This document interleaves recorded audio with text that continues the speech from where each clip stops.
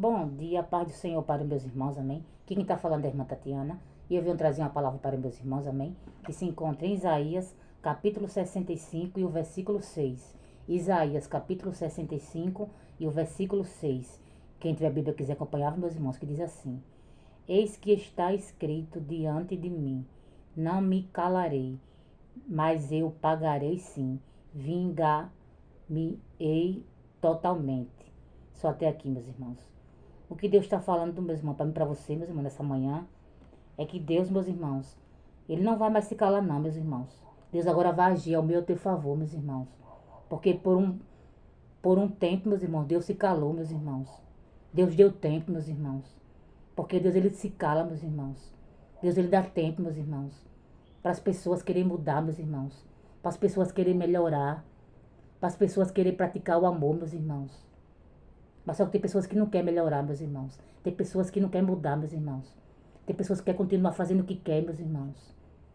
Fazendo maldade, meus irmãos. Pessoas que querem continuar derramando sangue inocente, meus irmãos. E não querem mudar, meus irmãos. Só que Deus não se agrada disso, meus irmãos. Porque Deus quer que você pratique o amor, meus irmãos.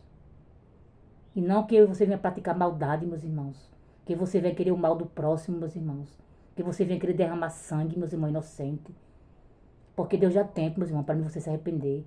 Mas quando você não quer se arrepender, meus irmãos, quer continuar praticando a maldade, meus irmãos, Deus, Ele se vinga, meus irmãos.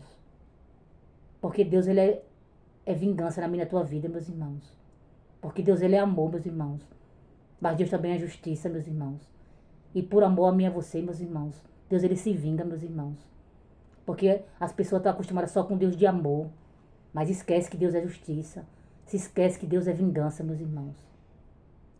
Porque Deus, Ele é vingança, meus irmãos.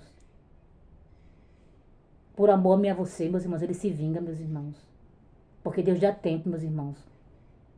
Para mim você melhorar. Para mim você começar a praticar o amor, se arrepender, né, do que a gente fez. Só que tem muitas das vezes que você não quer se arrepender, meus irmãos. Quer continuar fazendo maldade. É necessário Deus entrar com vingança, meus irmãos. Porque Deus, Ele é amor, meus irmãos. Mas Deus também é justiça. Porque da mão de Deus ninguém escapa não, meus irmãos. Porque tem pessoas que acham que vai fazer, continua fazendo. E acha que Deus não vai parar ela. Mas Deus para, meus irmãos. Deus coloca freio, meus irmãos.